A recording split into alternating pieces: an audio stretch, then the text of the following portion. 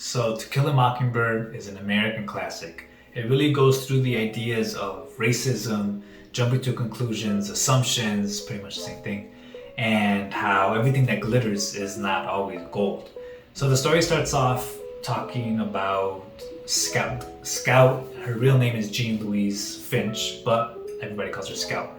She is a tomboy, blunt speaking, denim wearing woman who is always told that she should wear dresses, but she says, no, I'm not wearing dresses. I like hanging out with boys and I like wearing jeans because girls are too, wishy-washy and guys are very straightforward and tell her how it is.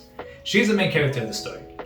Now, she lives with her father, Atticus Finch, who is a sharpshooter for some reason. They don't mention it. He's a bit of an enigmatic man. He loves reading, he loves literature, he loves teaching the kids knowledge, and he is a lawyer as his day job. The mother is not in the story. She died, but they have a mother figure. Her name is Calpurnia.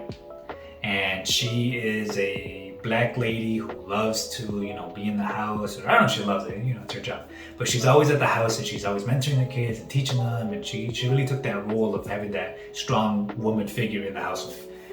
And next to Scout Finch, you have her older brother, Jem. Jem is a typical boy. He's a little bit older. I think he beats her by about 3 years. He likes playing outside. He likes sports. He likes all that guy stuff. And then outside of the household, you have their neighborhood friend. His name is Dill. He comes every summer. He leaves once school season starts again, and then he comes back the next summer. So they only see him a little bit, but they spend a lot of time with him. They spend a lot of summers playing games, getting to know each other. He even tells Scout that he wants her to be his girlfriend, that he wants to propose to her, and they're kids, they're young, but you can already see the kind of connections that are being formed between them. Now, every time he leaves and he comes back, he's always a little bit different. The city changes him a little bit. And that goes into the whole idea of the book in general, about how everybody is never what they truly seem to be at first. Everybody can change, or they're just not the exact same person that you thought they were. Now, those are the main characters of the story, or of the household in the neighborhood. And they live in a small town in Alabama in the 30s, and it's called Macomb, Alabama. So it's still very racist, it still isn't that modern. They're not, waving all these flags and rights and everybody can be free. No, they're very traditional and stuck in their ways. So you don't see that until later on. When the book starts, everything seems perfect. Everybody is friendly in the neighborhood and the people come over with pies. They greet each other in the morning. Living in a big city, that's unheard of for me. I'm just like, I can't fathom the fact that you say hi to every single person that you see and you're friends with all your neighbors, but that's how it is there. And they're all supposedly great people. Now, things start to get really interesting a few times at the beginning of the book, even though it's not the plot. So, Scout, the little girl, the main character, her and her brother and Dill, they hang out all summer long, and they constantly see this house at the end of the road called Boo Radley's house. They call him Boo, but his name is Arthur Radley, and they just gave him that nickname because he's kind of like a ghost. He's invisible. No one's seen him in years, and he's shut indoors. And they start thinking of all these ideas. Maybe he's disfigured. Maybe he has a club foot or fangs, or all this crazy stuff about him. And they start jumping to conclusions. They start making assumptions. They start thinking already things what they want him to be like in their mind to match reality if it does come true. Now they play games, and that's like the local spot to be afraid of. It's kind of like the graveyard of the area, and they try to touch the building.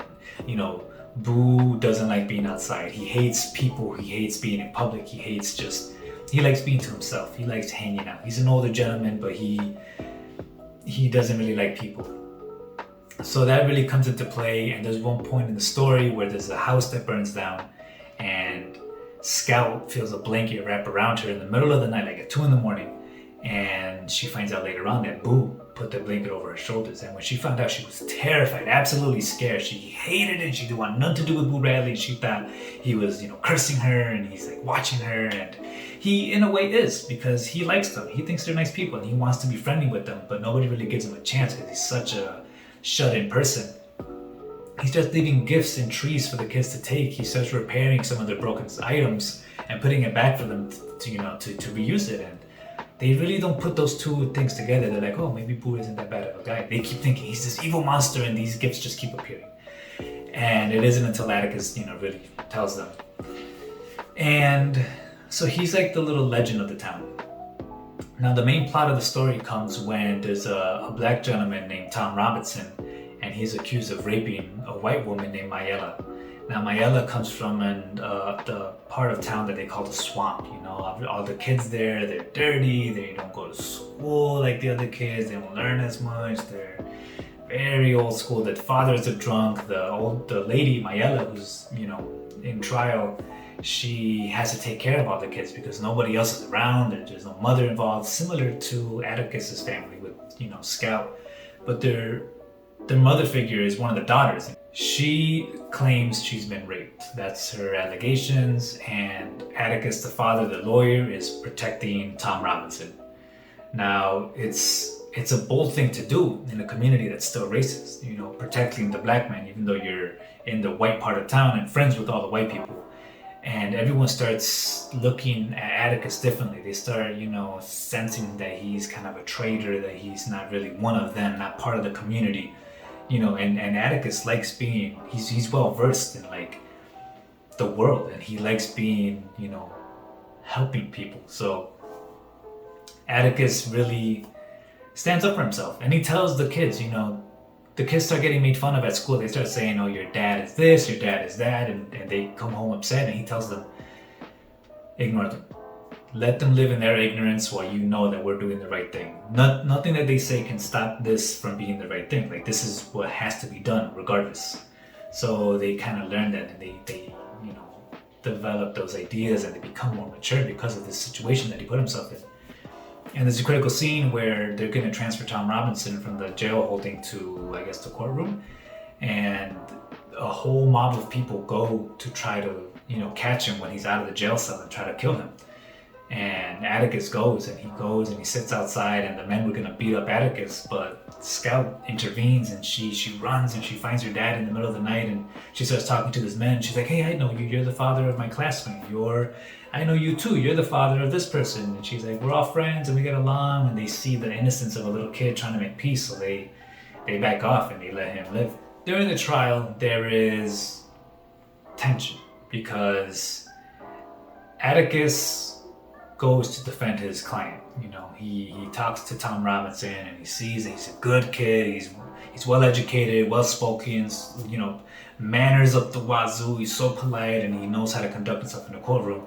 And he tells everybody that he has a messed up arm. How could he possibly do that harm to the opposite side of the face of Mayella that she's claiming that she did? And he talks to Mayella on the stand. He puts the lady who's accusing Tom Robinson of rape, and he talks to her, and you see that she's temperamental. She has a short fuse. She gets mad all the time, and she talks very just broken English, even though that's her native language.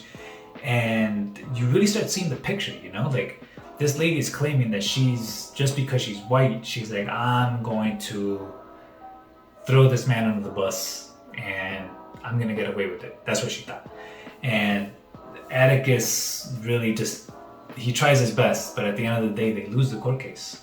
He tells them, you're covering up for your father, who I'm pretty sure saw you guys kissing because she had a crush on Tom Robinson and she would invite him inside. And so he beat her up. And so she tried to take the blame away from herself and her father and her family and pin it on this innocent guy who had nothing to do with her in the first place, but she's the one that lured him into her house. Now they lock up Tom Robinson. They lose the case. Tom Robinson is in jail, and you find out later on that they end up killing him. Supposedly this well-mannered, well-tempered, educated, polite man tries to break free. He runs away, and they shoot him in the back as he's running away. And the whole time you're reading it, you start thinking, this is a bunch of BS. There's no way that this guy, you know his judgment of character. You're like, there's no way. Maybe it's supposed to draw you to conclusions. Maybe you're supposed to jump to conclusions like everybody in town has been doing. And you're thinking, no, there's no way that happened. Or it's the book's actual story or morale telling you everything, don't take whatever is face value. Like, not everything is as it seems. So maybe he did try to run away, or maybe they did set him up. We never really know.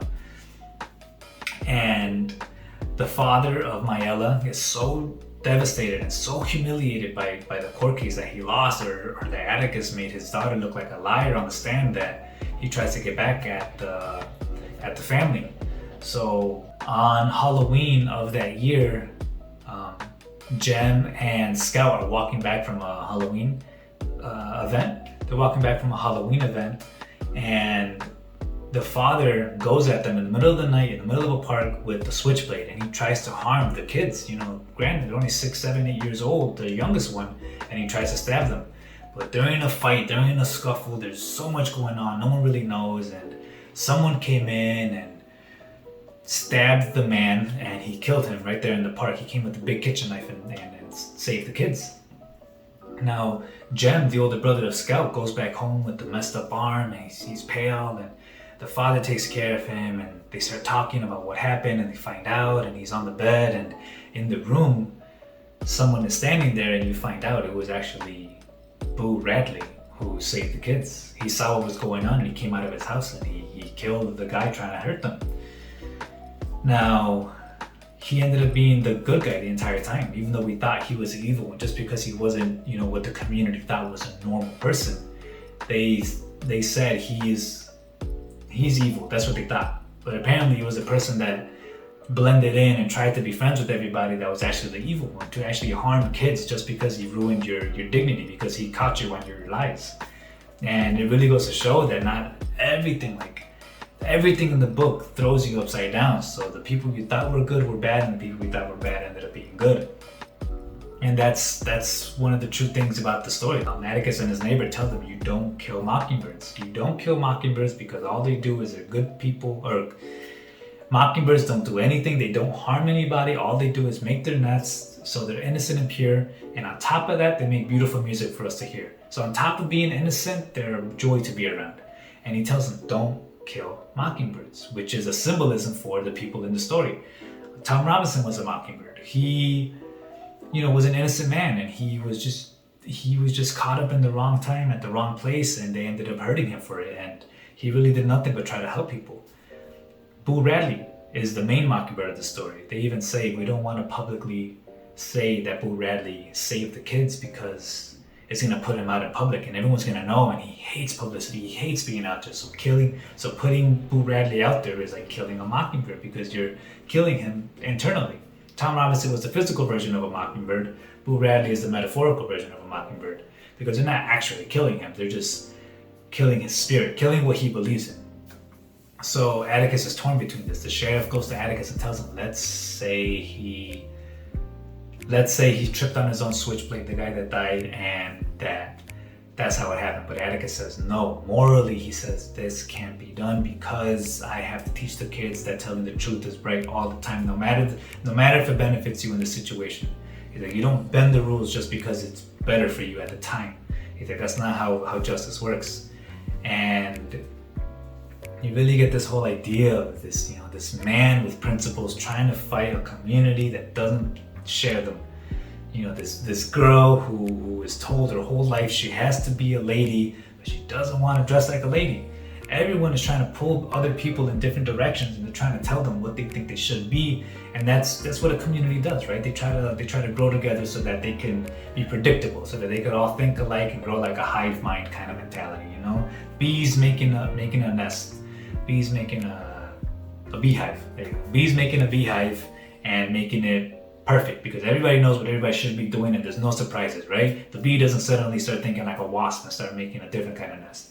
Everybody should be in order and in line.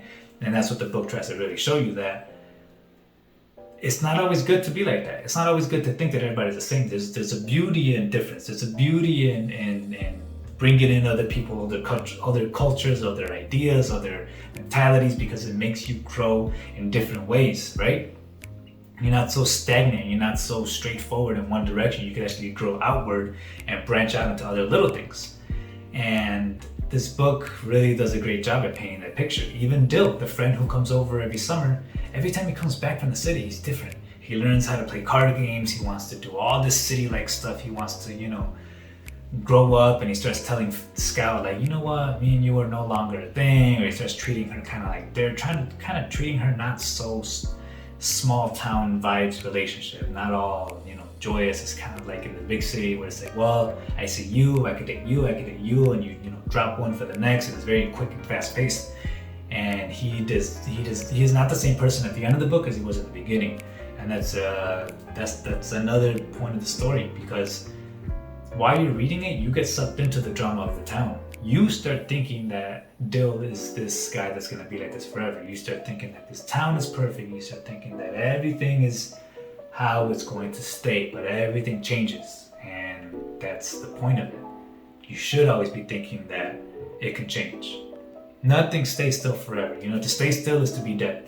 And it's always moving because it's alive, and it's always changing, and it's always just going to keep you on your toes. And do not settle in one little spot, because people are alive and they're going to move and they're going to change. And that's why you don't kill mockingbirds. I hope you guys like this, long rant of a story, but I like the story a lot and I get sidetracked, and it's a great book. I think if you guys are really interested in like an American classic, or even just a book in general, it's an easy read, and it's very interesting to see how how everybody changes and morphs. I think it's a good book. I think you guys should give it a shot. Check it out. If you read it already, let me know what you think. If I missed anything, if there's any other ideas or symbolisms that happen, like maybe I could talk about Jem and that reading with that old lady, how he assumed that she was bitter and that's why she's alone, but it was actually the opposite. She was sad that she had nobody with her, so she tried to keep Jem with her longer, and it was just, again, you got, your idea of her got flipped upside down. So let me know what you guys think. I really like this book. If anybody else has, any tattoos on it, any ideas, any poems, any other ideas that we could talk about, let me know in the comments, and I'll see you guys for the next video.